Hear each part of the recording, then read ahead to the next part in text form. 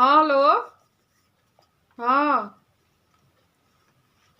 हाँ, फोन करी जे कखन एबै? टाइम भए गेलै ने। 6 बजे तक देखलिए जे 6 साढ़े 6 बज गेलै, नहीं एलै। कहलिए फोन करिए, कते लेट छै। हाँ 7:30 बजे छै। हमहूँ देखै छियै घड़िए, हमरो नजर घड़िए पर छै। अच्छा, क्या बजे एबै?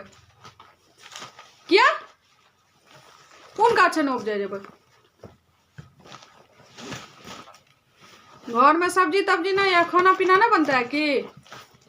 कुछ नहीं छै, कोनो सब्जी नहीं छै। आलुओ नहीं छै जे आलुओ के चोखा आ दालि भात चोखो बना लेबै।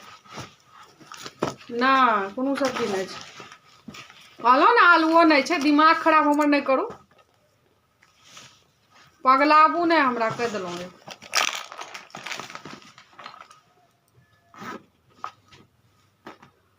हाँ नहीं नहीं छै।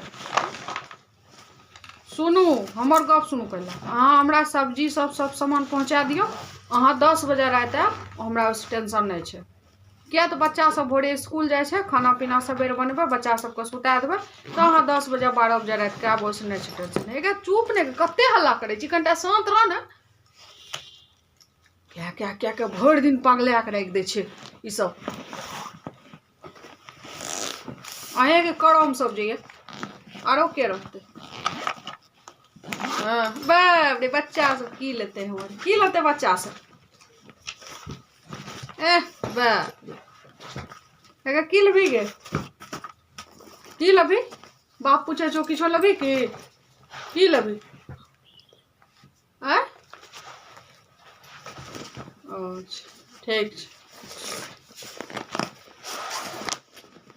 ठीक ठीक छै, राखू। बेसी बकर बकर नहीं करू, राखू फोन। बहुत भै नहीं करू। आब जाए छी, बच्चा सबके खुआ देबै, किछो सुता देबै। कोई जरूरी छै? अहाँ 9 बजे कहलिए, अहाँ 10 बजे एबै। हाँ वो तो गारंटी है, पूछबे करे। ठीक छै।